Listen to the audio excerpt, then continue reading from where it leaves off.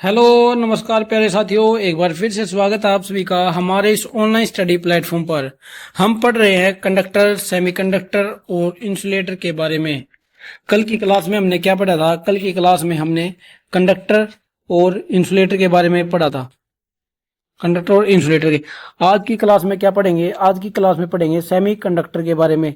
Conductor के मैंने मैं आपको बताया था कि किस तरीके का होता है कंडक्टर और कौन कौन सी जो धातुएं होती है वो अच्छे कंडक्टर होती हैं।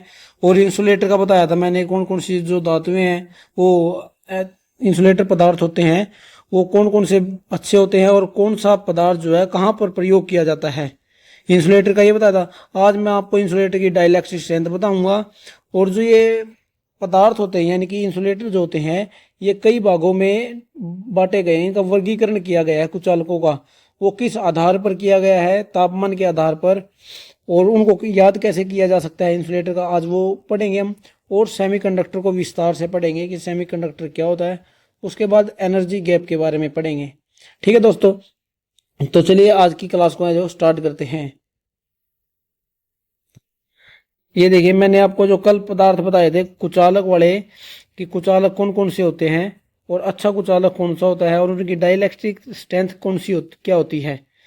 जो ये टेबल है, आप इस टेबल का एक बार स्क्रीनशॉट ले लीजिए ताकि आपको ये टेबल याद रहे। अपने जो आप नोट्स बना रहे हो उस नोट्स में आप ये टेबल बना सकते हो। ठीक है, क्योंकि इसमें जो है कुचालकों का नाम और उनके सामने जो उनकी डाइलेक्ट्रिक स्ट्रेंथ दी हुई है। डाइलेक्ट्रिक स्ट्रेंथ के बारे में मैंने आपको कल बताया था कि वोल्टेज सहन करने की जो स्ट्रेंथ होती है उसको डाइलेक्ट्रिक स्ट्रेंथ कहते हैं, डाई इलेक्ट्रिक स्ट्रेंथ। यहाँ जैसे वेल्केनाइट रबड़ की 30 से 50 केवी प्रति एमएम के बीच में होती है। एवोनाइट की 30 से 40 केवी प्रति एमएम के बीच में होती है। इसमें जो मेन मेन आप वो याद कर सकते हो, जैसे वेल्केनाइट रबड़ की, एबोनाइट की, अबरक की, बेकेलाइट की।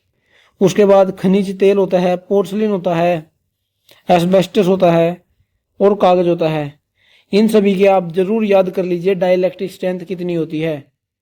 ठीक है दोस्तों, अब जो है देखते हैं जो तापमान के आधार पर कुचालकों का वर्गीकरण किया गया है। किसके आधार पर? तापमान के आधार पर। देखिए वर्ग बनाया गया है YAEBFHC। अब वाई जो वर्ग में है वो 90 डिग्री सेल्सियस जो है आसानी से सहन कर सकते हैं कुचालक। सुरक्षित तापमान है उनका वाई वर्ग वालों का। ए वर्ग वालों का 105 डिग्री सेल्सियस है, ई वालों का 120 डिग्री सेल्सियस है और बी वालों का 130 डिग्री, एफ वाले का 155, एच वाले का 180 डिग्री सेल्सियस। और जो सी है उसको सी को 3 कैटेगरियों में बांटा गया है, सी 200, सी 220 और सी 250 डिग्री सेल्सियस। इन सभी इस जो ये टेबल है ये याद करनी बहुत ही ज़्यादा इंपॉर्टेंट है। पिछले जो भी सेंटर में एग्जाम हुए और स्टेट में जो एग्जाम हुए ना, इस टॉपिक से जरूर क्वेश्चन आया है, 100% क्वेश्चन आया है। ठीक है ना, और सेंटर के एग्जाम में तो हमेशा ही इस टॉपिक से सवाल आता है। ठीक है, अब आप कहेंगे इसको याद कैसे करेंगे? देखियो, इसको याद करने की एक ट्रिक बनाई हुई है। क्या है? ये बेस्ट फ्रेंड है चालू। क्या? ये YAE से ये बन गया ये बेस्ट फ्रेंड है चालू। बेस्ट फ्रेंड है चालू, ठीक है ना। Y 90। अब इनको याद देखिए, पहले 90 और 105 में 15 का गैप है। 105 से और 120 में भी 15 का गैप है। ठीक है, 120 और 130 में कितने का? 10 का। उसके बाद फिर 15 का गैप आ गया। 130 और 155 के बीच में, सॉरी इसके बीच में कितने आ गया? 25 का गैप। कितने का आ गया? 25। फिर आपको आ गया ये फिर 25 का गैप आ गया। ठीक है ना दोस्तों, इस तरीके से आप जो इसे याद कर सकते हैं। उसके बाद 20 का गैप है। ये चीज जो आपको याद करनी पड़ेगी। देखिए ट्रिक कैसे है। ये बॉय फ्रेंड, बेस्ट फ्रेंड मान लो, बॉयफ्रेंड, ये बेस्ट फ्रेंड है चालू। ठीक है, ये बेस्ट फ्रेंड है चालू। इस चीज से जो आप याद कर सकते हैं, इधर देखिए 90 से स्टार्ट होगी, 90 के बाद 15 गैप, 15 का गैप, फिर 10 का गैप, फिर 25 का, 25 का और 20 का गैप। इस तरीके से आप 15 15, 10 25 25 20 ऐसे याद इसे कर सकते हैं। याद करना जरूरी है। आप अपने आप से भी कोई ट्रिक बना सकते हो अगर आपको याद हो। जरूरी नहीं है जो मैंने आपको बताया आप इसी तरीके से याद करो, लेकिन आपको याद जरूर रहना चाहिए। आप किसी भी तरीके से इसे याद कर सकते हैं। ठीक है ना दोस्तों, अब आगे चलते हैं। आगे क्या पढ़ते हैं अब, सेमीकंडक्टर यानी कि अर्धचालक के बारे में। वह पदार्थ जो परम शून्य ताप पर कुचालक के रूप में व्यवहार करते हैं तथा तापमान में वृद्धि करने पर या इसमें अशुद्धि मिलाने पर इनमें धारा प्रवाहित होने लगती है, अर्धचालक कहलाते हैं। क्या कहते हैं, जो सेमीकंडक्टर होते हैं वो कुचालक के रूप में भी कार्य करते हैं और वो चालक के रूप में भी कार्य करते हैं। जो परम शून्य ताप है यानी कि 0 डिग्री सेल्सियस से कम का जो तापमान होता है उस तापमान पर जो है ये कुचालक के रूप में कार्य करते हैं। अगर इनमें तापमान बढ़ा दे यानी कि जो नॉर्मल कमरे का जो तापमान होता है उस तापमान पर यह जो है चालक की तरह कार्य करने लगते हैं। जो इनका ताप गुणांक होता है सेमीकंडक्टर का ताप गुणांक होता है एनटीसी टाइप का। किसका, एनटीसी यानी कि नेगेटिव टेम्परेचर कोफिशिएंट। अगर तापमान बढ़ाएंगे तो प्रतिरोध कम हो जाता है, तो प्रतिरोध कम होगा तो चालकता बढ़ जाएगी।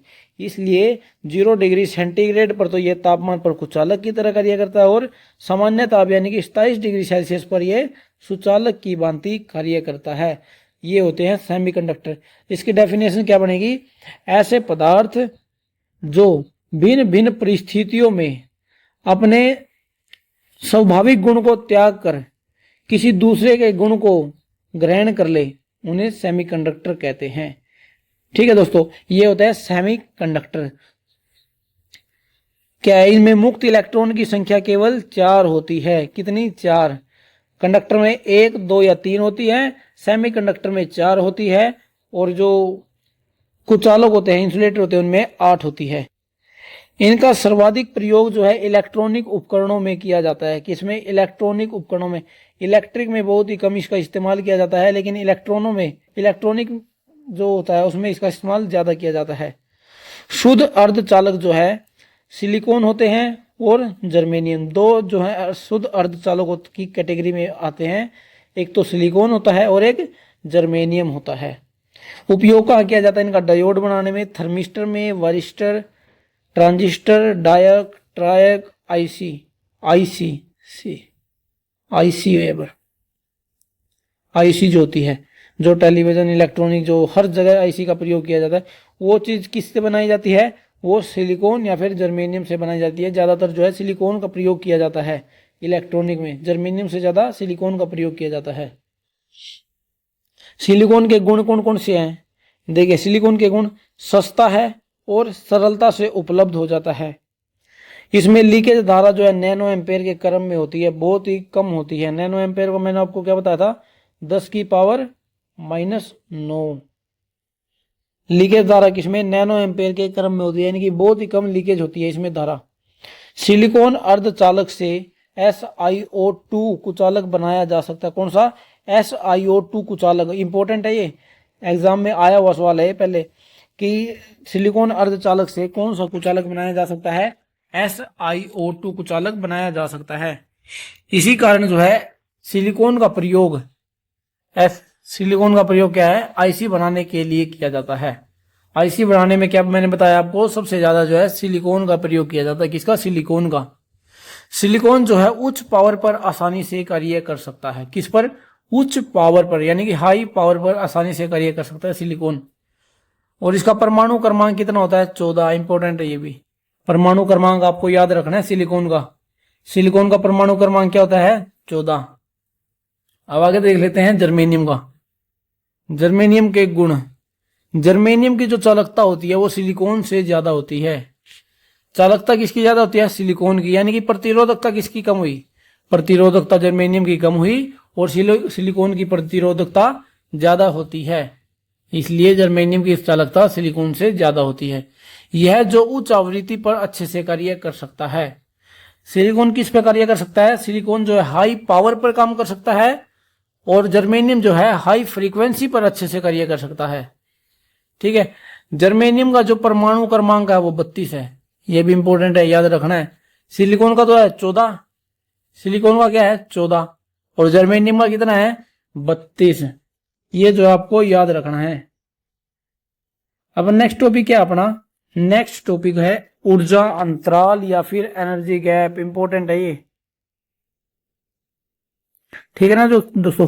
ये जो एनर्जी गैप वाला टॉपिक है ये इंपॉर्टेंट टॉपिक है। एनर्जी गैप क्या होता है, कंडक्शन बैंड कौन सा, कंडक्शन बैंड और वैलेंस बैंड के बीच में जो गैप होता है उसी को हम एनर्जी गैप कहते हैं। इसको जो बीच में होता है वो क्या है, एनर्जी गैप होता है। इसे हम फोरबिडन गैप भी कह सकते हैं। क्या, फोरबिडन, फोरबिडन बैंड भी कह सकते हैं।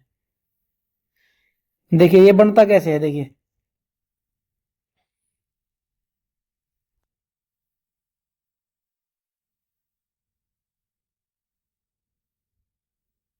ये हो गया कंडक्शन बैंड, ये हो गया वैलेंस बैंड। अब जो ये बीच की जो जगह है इसको क्या बोलते हैं, इसको बोलते हैं एनर्जी गैप। क्या बोलते हैं इसे, एनर्जी गैप।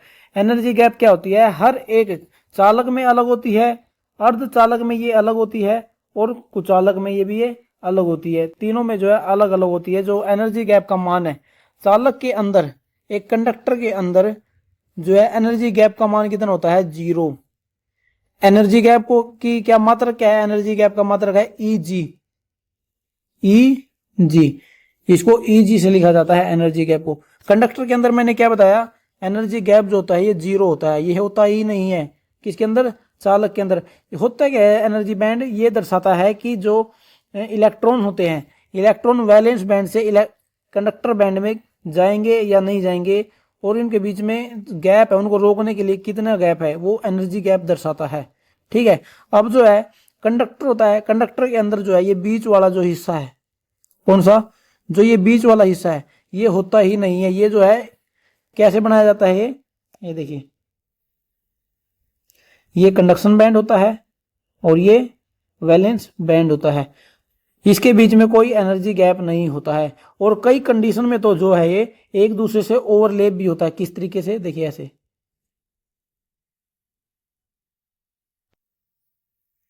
ये जो हो गया ये बन गया वैलेंस बैंड, और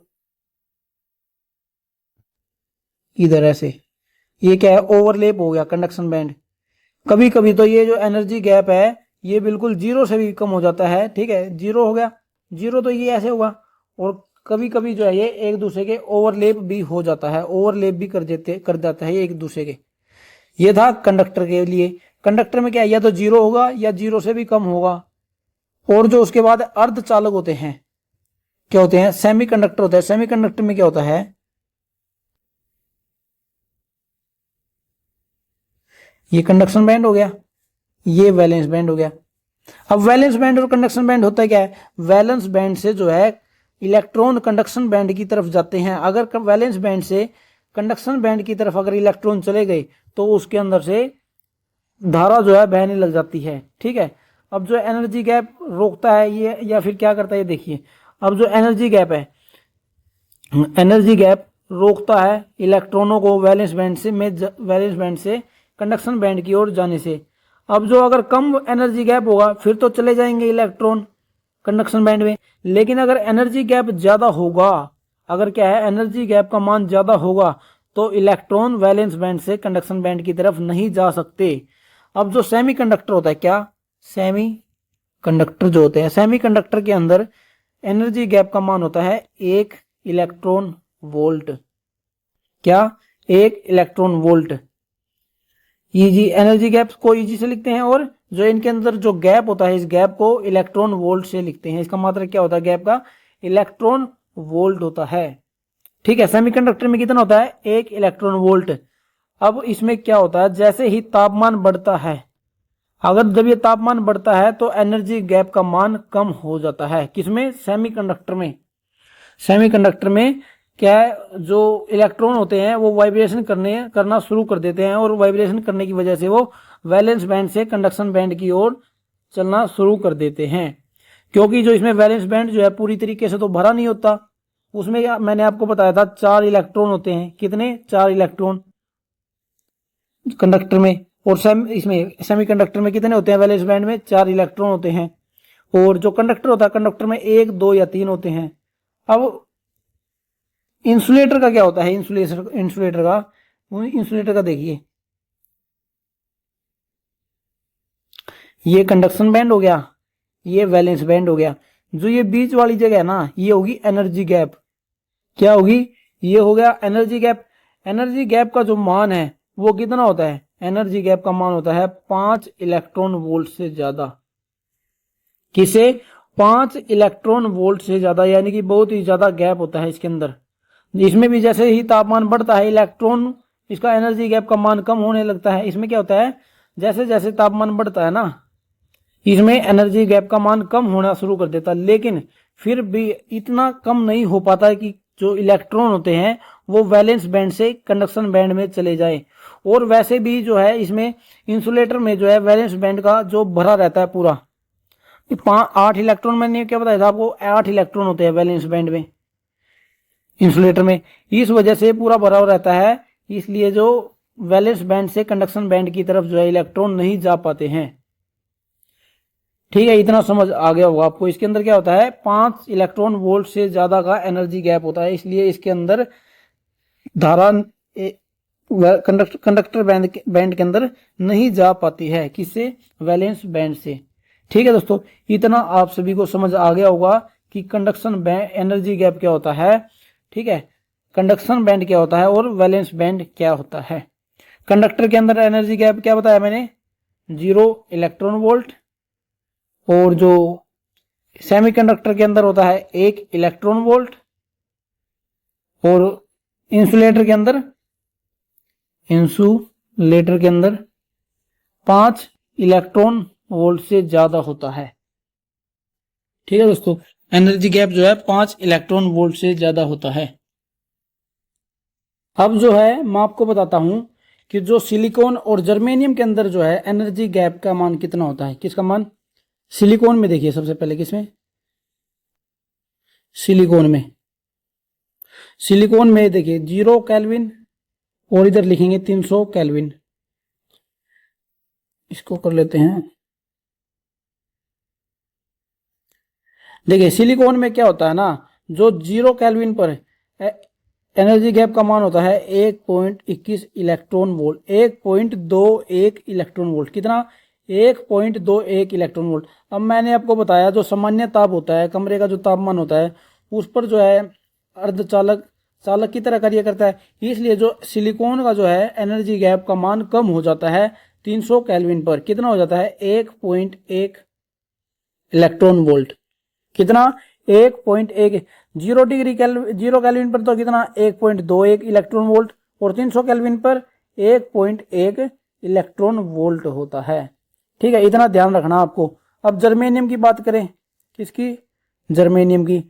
जर्मेनियम जो है उसमें 0 केल्विन पर तो 0.785 इलेक्ट्रॉन वोल्ट होता है। और 300 केल्विन पर जो है कम होकर ये 0.72 इलेक्ट्रॉन वोल्ट रह जाता है। इसको याद रखना आपको, ये जो टेबल है। क्या कहा मैंने? सिलिकॉन में 0 केल्विन पर 1.21 इलेक्ट्रॉन वोल्ट का एनर्जी गैप होता है और 300 केल्विन पर 1.1 इलेक्ट्रॉन वोल्ट का एनर्जी गैप होता है। उसी तरह जर्मेनियम में 0.785 का इलेक्ट्रॉन वोल्ट होता है एनर्जी गैप और 300 केल्विन पर 0.72 का इलेक्ट्रॉन वोल्ट का गैप होता है। ठीक है ना। अब जो है सिलिकॉन का जो टेम्परेचर है यूज करने का, सुरक्षित तापमान जो है सिलिकॉन का वो होता है -60 डिग्री सेल्सियस से 175 डिग्री सेल्सियस तक। सिलिकॉन को कितने टेम्परेचर के अंदर यूज कर सकते हैं हम? सिलिकॉन को जो है -60 डिग्री सेल्सियस से 175 डिग्री सेल्सियस तक आसानी से यूज कर सकते हैं। और जर्मेनियम की बात करें, जर्मेनियम को हम -60 डिग्री सेल्सियस से 75 डिग्री सेल्सियस तक आसानी से काम में ले सकते हैं। कब से? सिलिकॉन को जो है -60 डिग्री सेल्सियस से 175 डिग्री सेल्सियस तक और जर्मेनियम को -60 डिग्री सेल्सियस से 75 डिग्री सेल्सियस तक आसानी से काम ले सकते हैं। मैंने आपको बताया जो इलेक्ट्रॉनिक होता है, इलेक्ट्रॉनिक में सबसे ज्यादा सिलिकॉन का इस्तेमाल किया जाता है। किसका? सिलिकॉन का। अब आगे क्या है, अब हम जो है तीनों का ना आपस में कंपैरिजन करते हैं। तीनों में क्या होता है चालक में। चालक की जो है कंडक्टर की प्रतिरोधकता, प्रतिरोधकता क्या है, बहुत ही कम होती है। अर्धचालक में प्रतिरोधकता जो है मध्यम होती है और कुचालक में प्रतिरोधकता बहुत ही अधिक होती है। ठीक है ना। कंडक्टर में क्या होता है, कंडक्टर में जो है प्रतिरोधकता जो होती है वो बहुत ही कम होती है। अर्धचालक में वो मध्यम होती है और कुचालक में वो बहुत ही ज्यादा होती है। चालक में जो है धारा प्रवाह आसानी से किया जा सकता है। क्या, धारा का प्रवाह। कंडक्टर के अंदर धारा का प्रवाह जो है आसानी से किया जा सकता है। और जो अर्धचालक है, अर्धचालक में धारा का प्रवाह जो है उसके तापमान पर निर्भर करता है। किस पर, तापमान पर, तापमान पर निर्भर करता है। और कुचालक में तो धारा प्रवाह होता ही नहीं है। वो मैंने आपको बताया क्यों नहीं होता, क्योंकि जो कंडक्शन बैंड और वैलेंस बैंड के बीच में जो गैप होता है ना, एनर्जी गैप, उसका मान बहुत अधिक होता है कुचालक के अंदर। इसलिए जो है धारा का प्रवाह कुचालक के अंदर संभव नहीं है। ठीक है। और कंडक्टर में क्या है, कंडक्टर के अंदर वैलेंस बैंड में, कंडक्टर के अंदर वैलेंस बैंड में 1, 2 या 3 इलेक्ट्रॉन हो सकते हैं। और अर्धचालक जो है सेमीकंडक्टर जो होते हैं, सेमीकंडक्टर में 4 होते हैं। और जो ये है इंसुलेटर जो होता है, क्या, इंसुलेटर, इंसुलेटर में 8 इलेक्ट्रॉन होते हैं। किसके अंदर, वैलेंस यानी कि बाह्य जो कक्षा होती है, अंतिम कक्षा होती है परमाणु की, उसमें 8 इलेक्ट्रॉन होते हैं। अब जो है कंडक्टर का तो तापमान बढ़ाने पर जो है प्रतिरोध का मान, तापमान बढ़ाने पर प्रतिरोध का मान बढ़ जाता है। क्यों, क्योंकि इसमें पीटीसी प्रकार के होते हैं। ये किस प्रकार के होते हैं, पीटीसी प्रकार के होते हैं। जो सेमीकंडक्टर है, सेमीकंडक्टर में तापमान बढ़ाने पर प्रतिरोध का मान कम हो जाता है। उसी तरह इंसुलेटर में भी तापमान बढ़ाने पर प्रतिरोध का मान कम हो जाता है, क्योंकि जो सेमीकंडक्टर और जो इंसुलेटर होते हैं वो एनटीसी प्रकार के होते हैं। किस प्रकार के होते हैं, एनटीसी प्रकार के होते हैं। एक जो चीज है वो मैंने आपको बताया, जो डाइलेक्ट्रिक स्ट्रेंथ है, क्या, डाइलेक्ट्रिक स्ट्रेंथ। डाइलेक्ट्रिक स्ट्रेंथ को किसी पदार्थ की मोटाई की विभंग वोल्टेज से विभाजित करके गणना की जाती है। किससे, जो डाइलेक्ट्रिक स्ट्रेंथ होती है, किसी पदार्थ की जो मोटाई होती है ना, किसी पदार्थ की जो मोटाई होती है उससे ब्रेकडाउन वोल्टेज होते हैं ना, ब्रेकडाउन वोल्टेज से विभाजित करके गणना की जाती है। जब भी जो इसका मात्रा क्या होता है, केवी प्रति एम होती है। एमएम से तो उसकी चौड़ाई होगी। अब जो है उस पदार्थ की मोटाई को किससे विभाजित करना है, जो किलो वोल्ट है ना, ये ब्रेकडाउन वोल्टेज है। क्या है, ब्रेकडाउन वोल्टेज। इसलिए एक सवाल आया हुआ है एग्जाम में पीछे कि जो डाइलेक्ट्रिक स्ट्रेंथ है उसकी गणना कैसे की जाती है, उसको ज्ञात कैसे किया जाता है। उसको ब्रेकडाउन वोल्टेज को विभाजित किया जाता है किससे, उस पदार्थ की चौड़ाई से, किसे, मोटाई से, सॉरी मोटाई से, उस पदार्थ की मोटाई से जो है ब्रेकडाउन वोल्टेज को विभाजित किया जाता है डाइलेक्ट्रिक स्ट्रेंथ को निकालने के लिए। ठीक है, इसलिए इसका मात्रक जो है केवी प्रति एमएम में दर्शाया जाता है। तो दोस्तों यहां पर जो है अपना कंडक्टर, सेमीकंडक्टर और इंसुलेटर वाला जो चैप्टर है कंप्लीट होता है। अब जो है मैं आपको 1-2 पॉइंट बता देता हूं जो इंपॉर्टेंट होता है एग्जाम के लिए। क्या होता है कि जो कॉन्स्टेनन तार होती है, एक क्या होती है, कॉन्स्टेनन।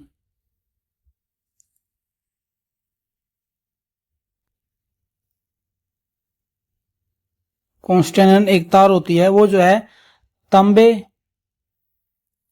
और निकल की मिश्र धातु होती है।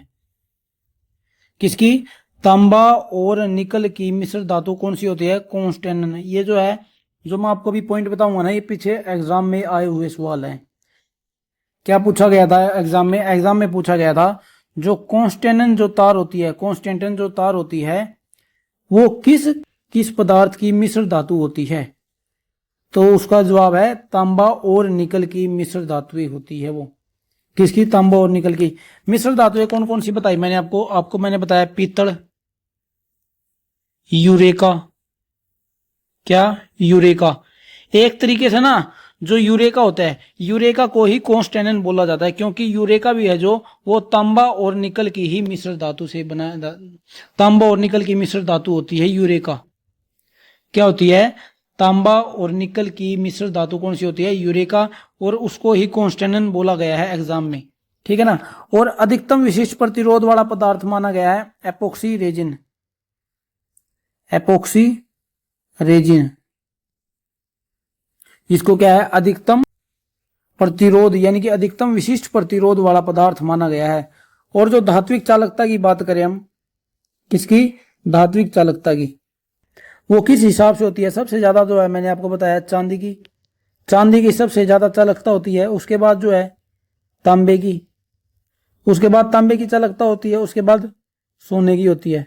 किसकी? सोने की। अब उसके बाद तो ये नॉर्मल है, जैसे एल्यूमिनियम हो गया,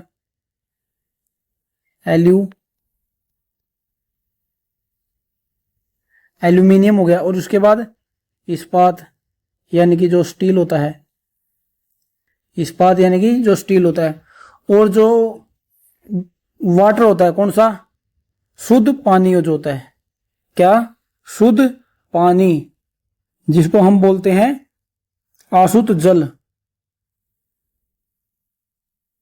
आशुत जल, आशुत जल जो होता है ये विद्युत रोधी होता है। इस बात का आपको हमेशा ध्यान रखना है। जो आशुत जल है वो क्या होता है? वो विद्युत रोधी होता है। जब आप बैटरी लेके आते हो, क्या? जब आप बैटरी लेके आते हो तो आपको क्या बोला जाता है? इस बैटरी के अंदर जो है शुद्ध पानी डालना है, यानी कि आशुद्ध जल डालना है।